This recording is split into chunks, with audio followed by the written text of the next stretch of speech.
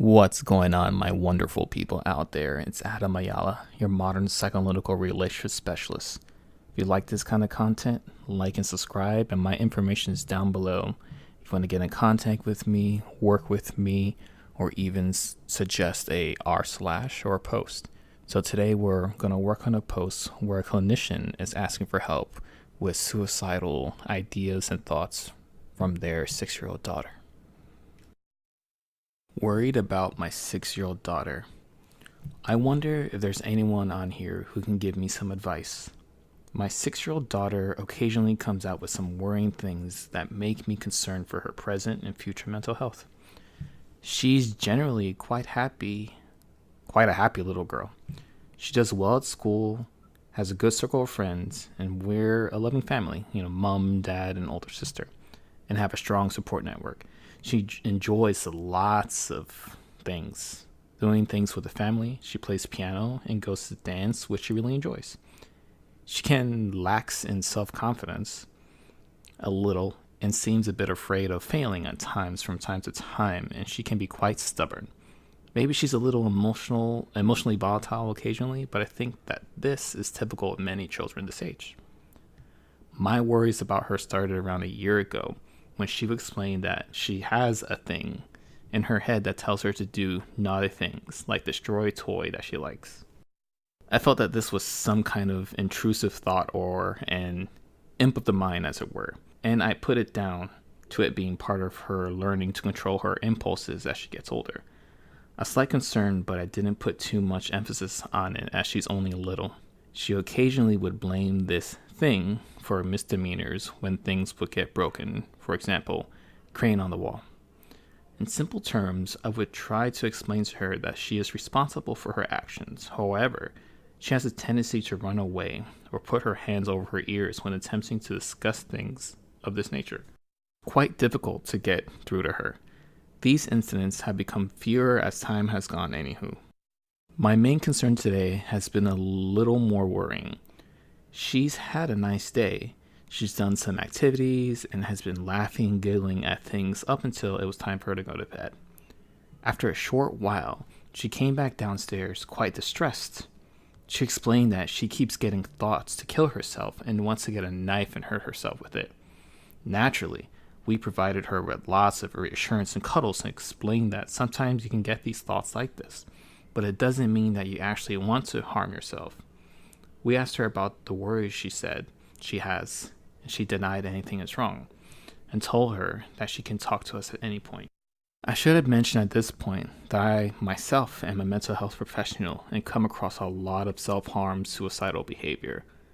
I rarely talk much about my work to the children, and when I do, I don't go into detail, so I'm pretty sure that I've not directly influenced anything from that angle. I also don't work in child mental health, so I'm a bit clueless as to whether this is a regular phenomenon or something to be worried about.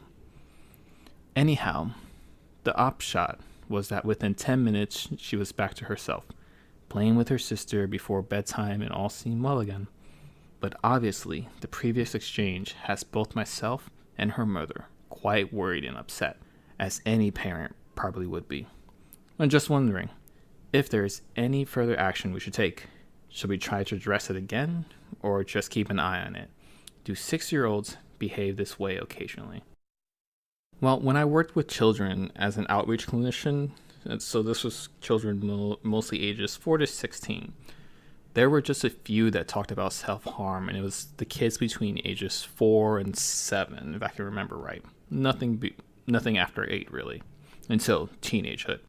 So working with them throughout the years, I found that having the scary talk of exploring their thoughts about the self-harm worked for them.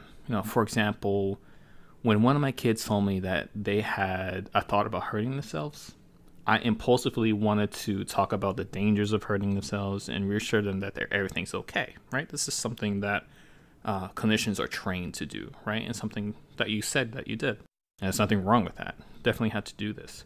But this didn't work because my kids would talk about the self-harm over and over again. So something wasn't being resolved, right? So when I asked them how this would happen, how would the self-work happen, or the self-hurt would help happen, they would tell me their ideas about what is hurting themselves and what that meant or how it would happen. And it's a horrifying experience to hear. And it's just as when we work with adults and we have to see if they have an actionable plan. It's horrifying. Well, you work with children and adults almost in the same way, but for very different reasons. One, with adults, we're working to see if they have a plan to actually do something. With children, you're trying to see if they have an understanding of what that self-harm is, what they imagine it is. So I've never had any kids actually go into action, but discovered their thoughts on death and discovered their struggles with this new idea of death. A lot of the time, this came up because of the death of a pet or a family member, or hearing about the death of a family member from friends. And nowadays, who knows, the social media, they can hear a lot more stories. So as a clinician, you know how to talk with her about this.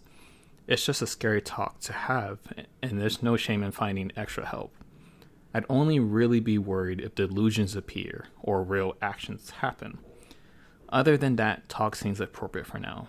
Kids' brains aren't developed enough to ask questions. So they have to put it into imagination, ask through the symbolic communications they're used to and their brain development allows.